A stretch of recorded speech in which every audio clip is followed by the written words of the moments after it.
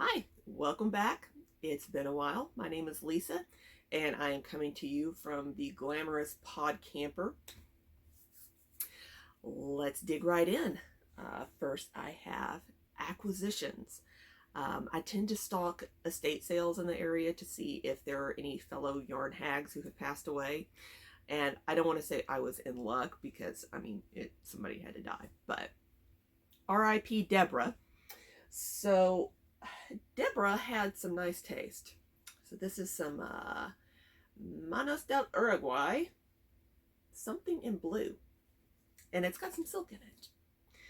And this is some Cascade Heritage in a teal colorway. It also has some silk in it. These were bagged up together. Let's see. Some blue bamboo of some variety. This is from Universal Yarns. It's called Bamboo Pop. I don't know if you can really see that all that well. And another Juniper Moon Farms. And of course I would grab the one out of the set that is all yarn barfy. Juniper Moon Farms Zooey in a hot pink colorway that I don't remember the name of, but that's okay. And I have been to a couple of fiber festivals and a local yarn shop. I promise I don't shop for yarn as much as it seems like, but this is a couple of months worth and a couple of big events worth. I picked this up at a local yarn shop. It is Malabrigo Ultimate Sock in the 164 Sur colorway. I don't know what that's going to be.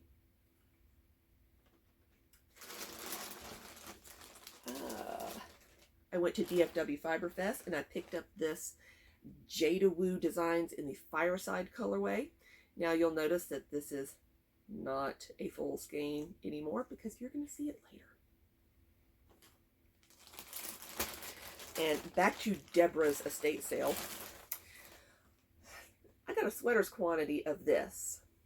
This is Mimi Plus by Lotus Yarns, and they are in the Grape and the Orchid colorways. I'm thinking this may end up being a colorwork yoke sweater, but we'll see. I am thinking that one of these two yarns, at least, is going to become a short sleeve ranunculus. I haven't ever knit that one before. Everybody seems to love it. Might as well find out why. I can't tell you, I don't love the cover photo of the ranunculus on Ravelry. It's a nice portrait. It's not a good advertisement for the sweater in question because it's 4 sizes too big on the model. She's turned off to the side so you can only see like one arm. It's odd. There are other pictures that would have been a better advertisement for that, but I'm not the one that decides that. All right, I'll show you a couple of whips. Actually, maybe all of my whips. I don't know that I've ever had all my whips down to just 3 at a time, but that's how it is right now. First up, I have got a pair of socks, 2 at a time, toe up, magic loop. And I am just about to finish the second heel. And these are going to be for my husband. As you can see, he has very large feet. I'm married to Bigfoot. And he likes socks that I make for him. So yeah, he wears them, he likes them, great. He's the only one in the family, besides me, that likes hand knit socks. So I don't bother to make them for the kids yet. All right, next up, I am calling this the Blue Fairy sweater because I don't have a better name for it, but there's a lot of blue. So this is a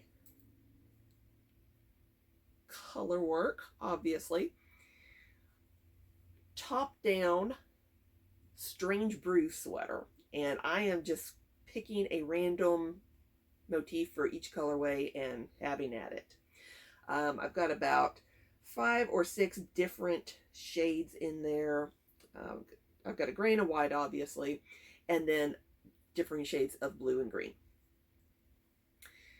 Now, speaking of shades of blue, I also have kind of a scrappy blanket that I've been working on. So this is kind of ocean waves. At least that's the idea.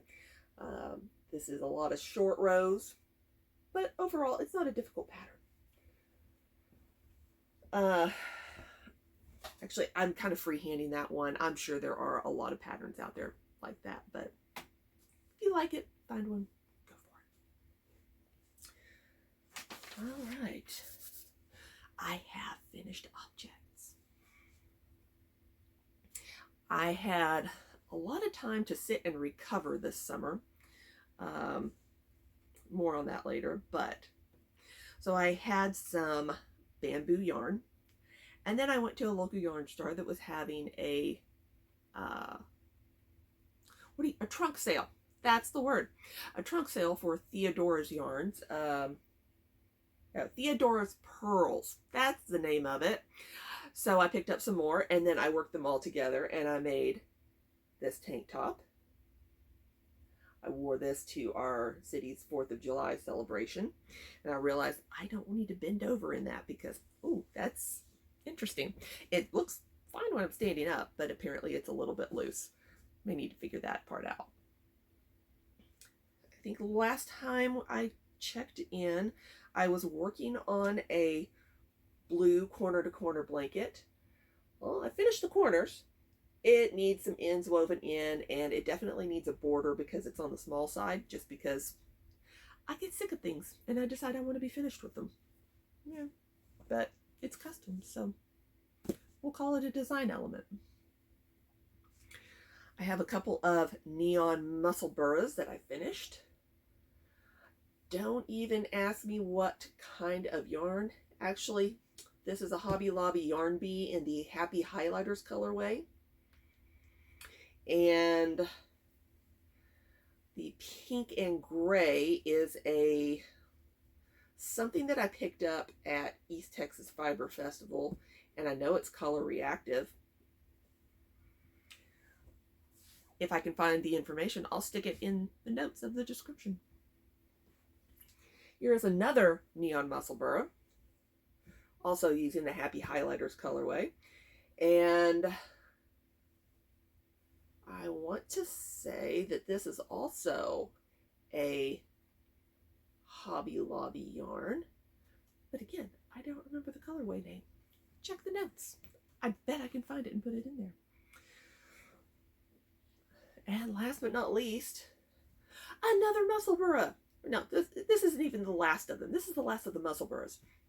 This is using earth yarns in a grape colorway, and I don't know why they call it grape because it's very, very red to me. It's like a burgundy, but well, maybe burgundy is a grape. I don't know. And this is Forbidden Fibers Pride in the Old Barn colorway. Now this goes with a sweater that I made, so when I wear the sweater and the hat together, I'm all coordinated. It's an outfit, which is kind of a big deal for me because I can't match things to save my life. But you know, if they're identical, okay, it's matched.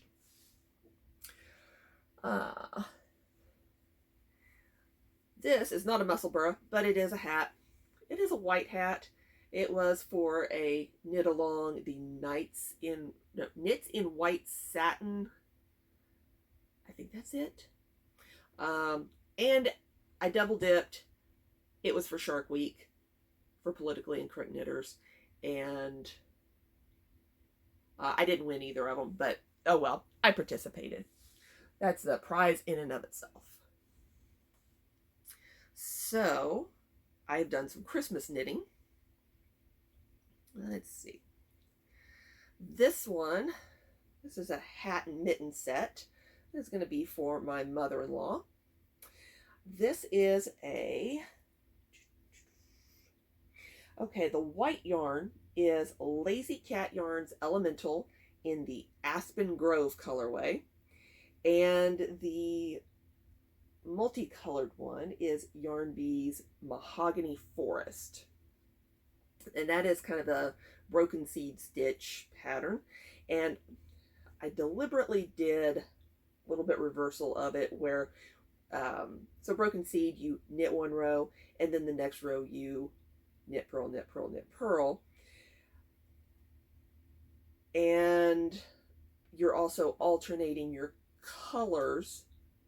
So you have a little bit of color dominance issues. So in this one, at least to me, the Yarn Bee colorway looks like it's on top. This one, the Lazy Cat yarn, looks like it's on top, and then back to the Yarn Bee colorway.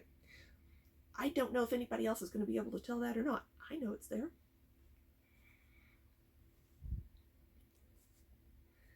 All right, this is the Cat Butty hat and mittens.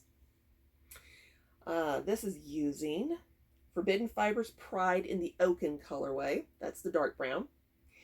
And Yarn Bee in the Zahara colorway. That's the light brown. So the cats go all the way around. Cats are also... See if you can figure out why it's called the Cat Butty pattern. So the pattern has options for including the cat butt all the way around, but I said, okay, I am not going to put a cat butt right on somebody's head, but I'll hide one in their hand. They can choose whether they want to display it or not. I mean, I guess they could go up to people and kind of do a little Spock thing and aim a cat butt at them. I don't know, maybe we need a picture of that now that it's come to my mind.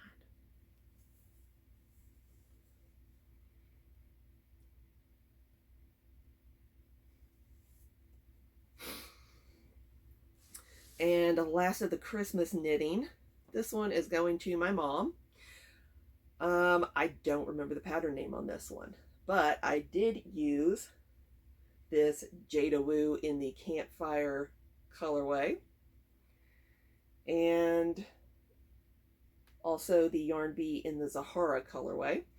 And I've got a pair of matching mittens, and I embroidered a little leaf on there to make them coordinate. And then on the right hand glove, because my mom has cold hands, but I left a little buttonhole in there so she can mess with her phone, and then she can just pull it back in there, make a fist, and then her hands are warm, hopefully.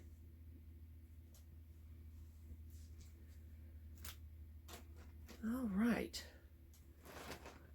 this is a vest. This yarn was Blue Sky Alpaca silk in a variety of colors. I've still got some left over, but I have not gotten to wear it yet because we've had one day of fall. Today it is 80 degrees, and tomorrow the high will be 55 degrees. So I'm probably going to get to wear it in the next day or two. Now, last time that I talked to you, I told you about something in real life that I was about to do. I was testing for my black belt in Taekwondo. And part of the process is you have to write a couple of essays. One of them is my plans after black belt.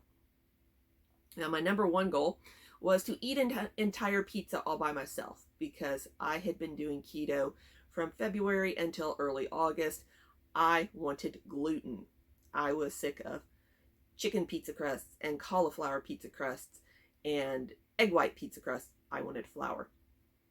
I did that.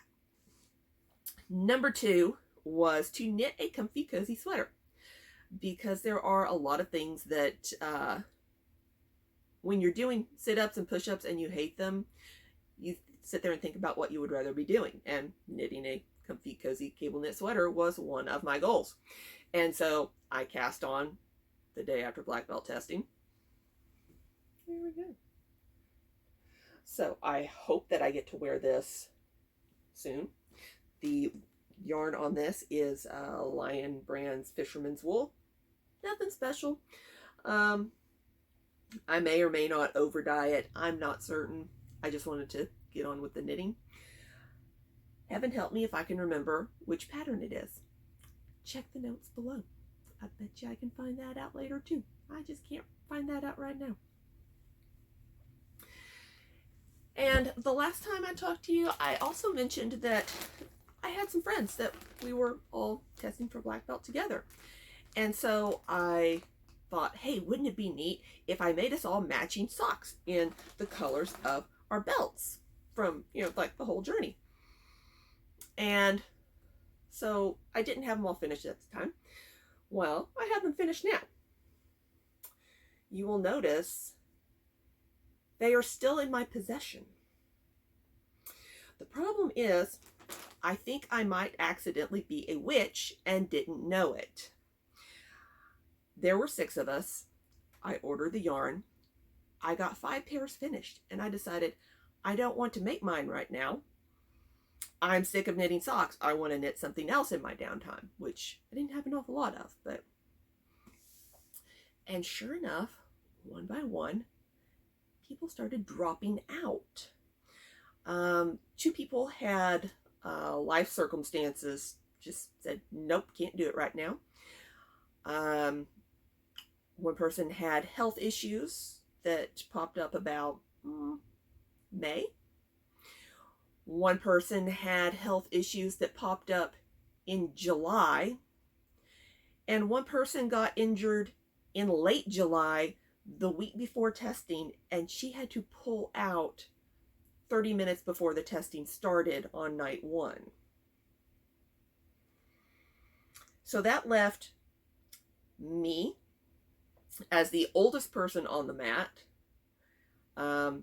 probably the second tallest person on the mat, because when we were training, we had to line up by height, and my husband and I were the tallest ones out there, and so we had to fight each other. That was fun. I beat him, by the way, just so you know. And so we had a whole week of testing, but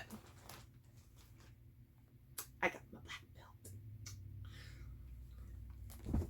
And hopefully I remember to put that back in my bag because I'm going to need it later. But anyway, that is what has been up with me in yarning adventures. I should probably name this podcast something. I don't know what. Feel free to suggest a name in the comments. Until next time, and I don't know when that will be, but yeah, subscribe and hit the notification bell, and then you'll know when the next time is. You might know before I do. I don't know. Bye.